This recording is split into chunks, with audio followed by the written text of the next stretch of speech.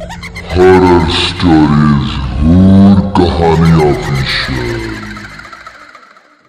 अस्सलामुअलैकुम नाजरीन, वेलकम करती हूँ आपको अपने चैनल हूर कहानी ऑफिशियल में। आज आपको मैं कामिल की ज़ुबानी एक लड़की की अजीब व गरीब और पुरस्रार दास्तान सुनाने जा रही हूँ। तो कहानी स्टार्ट करने से पहले मेरी आपसे रिक्वेस्ट है कि आयतुल कुर्सी पढ़ लीजिए, उसके बाद कहानी स्टार्ट करते हैं। और इसके अलावा एक और रिक्वेस्ट ये है कि हमारे चैनल को सब्सक्राइब कर लीजिए और बेल का आइकन लाजमी प्रेस कर लीजिए ताकि हमारे आने वाली हर नई वीडियो की नोटिफिकेशन सबसे पहले आप तक पहुँच सके। तो चलिए बढ़ते हैं अपनी कहानी की जानिब। अमलियात की वजह से ज़िंदगी में अजीब व गरीब वाक़यात देखने सुनने को मिलते रहते हैं। कुछ अर्सा पहले की बात है कि मुझे एक जानने वाले की फ़ोन कॉल आई कि मेरे बेटे जिसकी मंगनी कुछ दिन पहले साथ वाले शहर की है ने आपका जिक्र अपने ससुराल में किया था, तो उनके घर कोई मसला है तो मैं आपको लेकर जाना चाहता हूँ। तो मैंने हामी भर ली। अगले दिन अली सुबह वक्त मुकर्रर पर वो गाड़ी लेकर आ गए। मैं तैयार बैठा था। अल्लाह का नाम लेकर हमने अपना सफ़र शुरू कर दिया। सफ़र शुरू होते ही हाल वाल के बाद वो कहने लगे कि मसला यह है कि मेरी बहू की बड़ी बहन है, काफ़ी सालों से उसे असीब है, उसी के लिए हम जा रहे हैं। मैंने उनसे पूछा कि उसे असीबी है, ये आप कैसे जानते हैं? वो बोले ना तो वो कहती है ना किसी से मिलती है, खुद को एक अलग कमरे में बंद कर रखा है। खैर बातें सुनकर मुझे ऐसा कुछ नहीं लग रहा था कि मरीज़ा असीब का शिकार हो। और अक्सर ऐसा होता है कि मरीज़ जानबूझकर घर वालों को तंग करते रहते हैं और मरीज़ों के ड्रामे उनके घर वालों की मजबूरी से जाली आमल और पीर बहुत फ़ायदा उठाते हैं। खैर इस तरह के मरीज़ हमेशा मेरी उकताहट और बेजारी का सबब बनते हैं और मैं इसके घर वालों को लाजमी कह उठता हूँ कि मेरा वक्त बर्बाद करने का शुक्रिया, आपके मरीज़ को ऐसा कुछ नहीं हुआ। खैर बातें करते करते हम साथ वाले शहर पहुंच गए। थोड़ी देर तक हम एक बड़ी कोठी के गेट पर थे। हॉर्न की आवाज़ सुनकर दरवाज़ा खोला गया। पोर्च में हम उतरे तो हमारा इस्तकबाल एक बार सफ़ेद दाढ़ी वाले बुजुर्ग ने किया। ड्राइंग रूम में बेंचे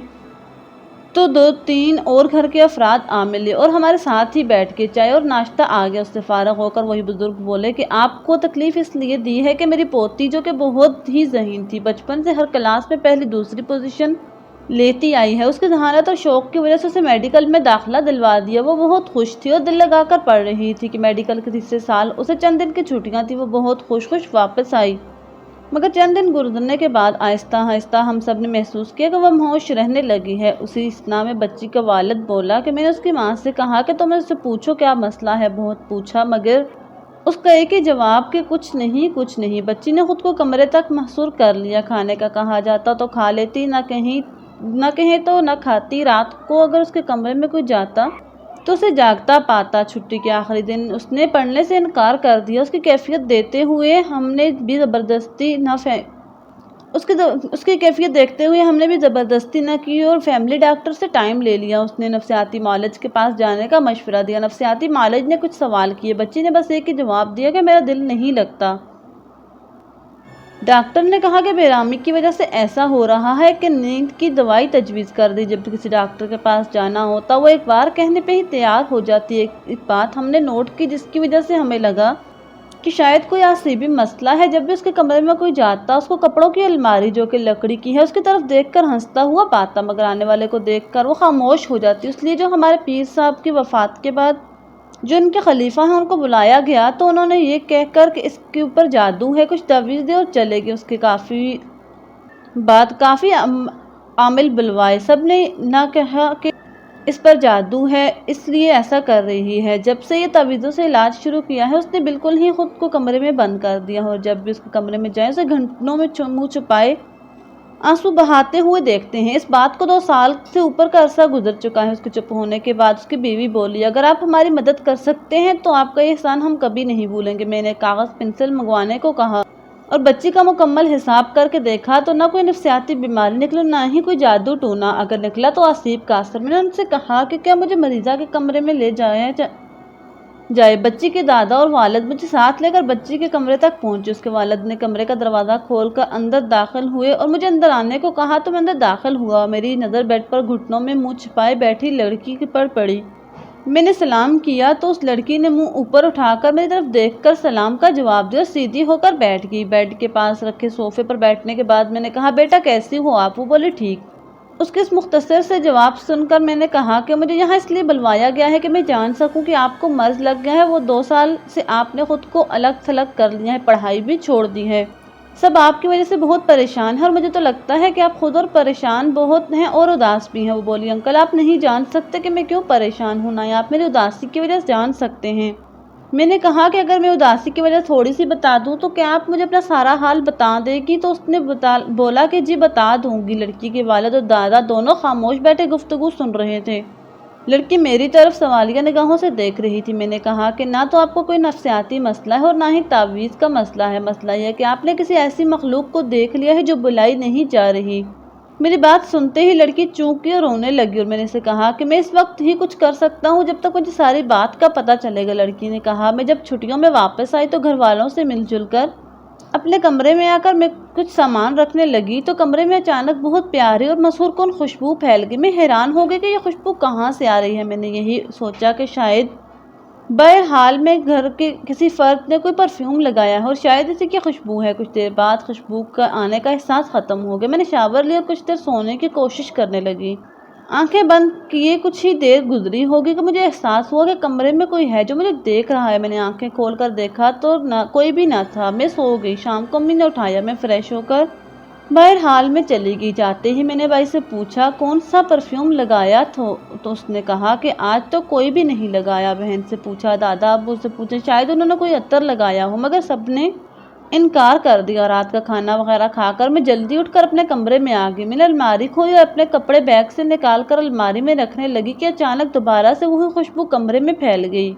मैं हैरान थी कि ये खुशबू कहाँ से आ रही है। इतनी मशहूर कौन खुशबू मैं बता नहीं सकती। मैं बैठ गई और आराम आराम से नाक में से सांस लेने लगी। मेरा दिल चाह रहा था कि मैं खुशबू को अपने अंदर समा लूँ। आहिस्ता आहिस्ता थोड़ी देर बाद खुशबू आनी बंद हो गई। मैं उठी और अपने कपड़े अलमारी में दोबारा रखना शुरू हो गई। कपड़े रखकर मैं वापस मुड़ी तो मेरी नज़र बेड पर पड़ी। उस पर एक तयशुदा कागज़ पड़ा था।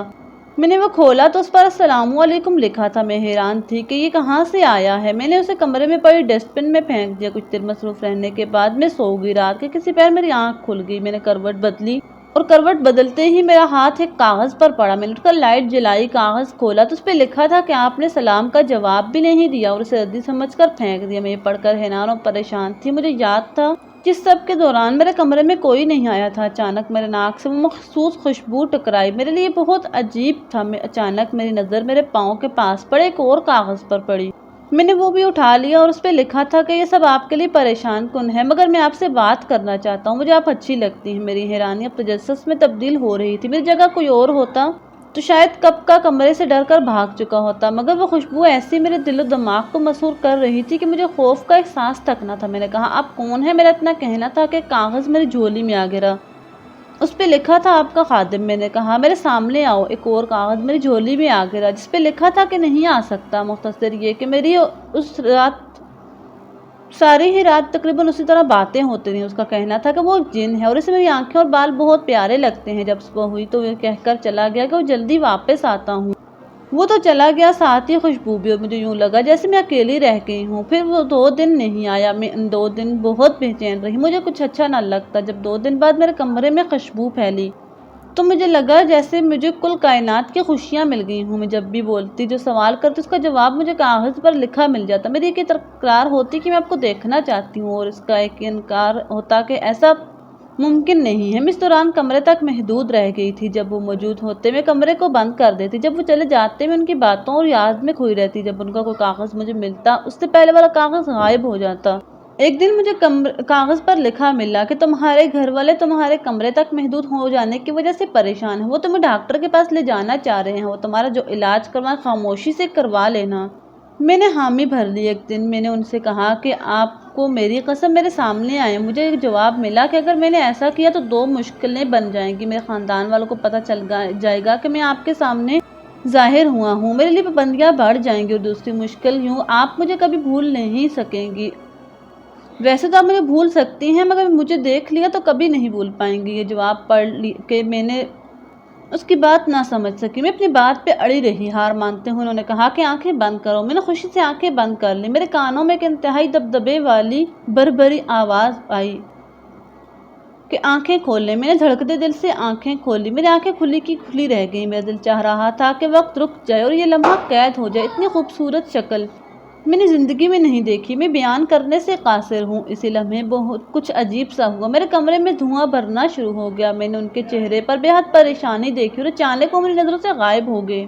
میں پریشانی اور افسردگی سے ادھر ادھر دیکھنے لگی مگر وہ جا چکے تھے، دھواں بھی اچانک سے غائب ہو گیا۔ اس واقعے کے کئی دن بعد تک میرا رابطہ نہ ہوا، میں مانو جیسے میری دنیا لٹ گئی ہو۔ میں نے خود کو کمرے میں بالکل بند کر دیا، میں اپنی نادانی پہ سارا دن روتی رہتی۔ میں نے گھر والوں کو کالج جانے سے منع کر دیا۔ کئی ہفتہ گزر گئے، ایک رات میں بیٹھی رو رہی تھی کہ اچانک ان کی آمد کی خوشبو کا احساس ہوا۔ میں چونک کر خوشی سے ادھر ادھر دیکھنے لگی، مجھے بہت خوشبو آ رہی تھی۔ میں نے ان کا نام پکارنے لگی مگر کوئی جواب نہیں ملا۔ کئی منٹ گزر گئے، اب میری خوشی میری بے چینی اور پریشانی میں تبدیل ہو چکی تھی۔ میں کافی دیر ان کا نام لے لے کر پکارتی رہی مگر جواب نہ ملا۔ اب اچانک خوشبو کا احساس کم ہونے لگ گیا۔ خوشبو تو آ رہی تھی مگر بہت کم۔ اچانک میری نظر بیڈ کے سائڈ ٹیبل پر پڑی، وہاں ایک کاغذ پڑا تھا۔ میں نے جلدی سے اٹھا کر کھولا، اس پر لکھا تھا، میں نے آپ سے کہا تھا کہ میرے آپ کے سامنے آنے سے میرے لیے پریشانیاں بڑھ جائیں گی۔ میری قوم کو اسی وقت میری حرکت کا پتہ چل گیا تھا۔ اب فیصلہ یہ ہوا کہ اب کبھی اگر میں نے آپ سے رابطہ رکھا تو میرے ساتھ آپ کو بھی سزا ملے گی، اور میں نہیں چاہتا کہ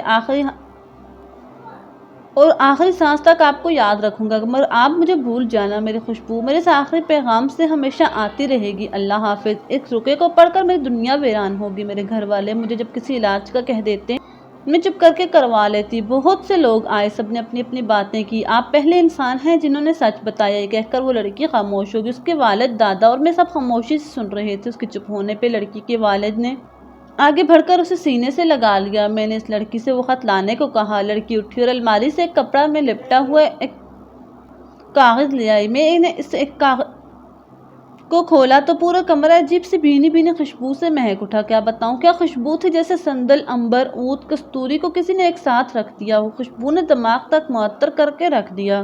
اتنا عرصہ گزرنے کے بعد بھی خوشبو کاغذ سے ہٹی نہ تھی۔ خوشبو کی سحر انگیزی میں نے وہ کاغذ کھول کر پڑھا، جس پر ہو ویسی ہی تحریر تھی جیسا کہ لڑکی نے بتایا۔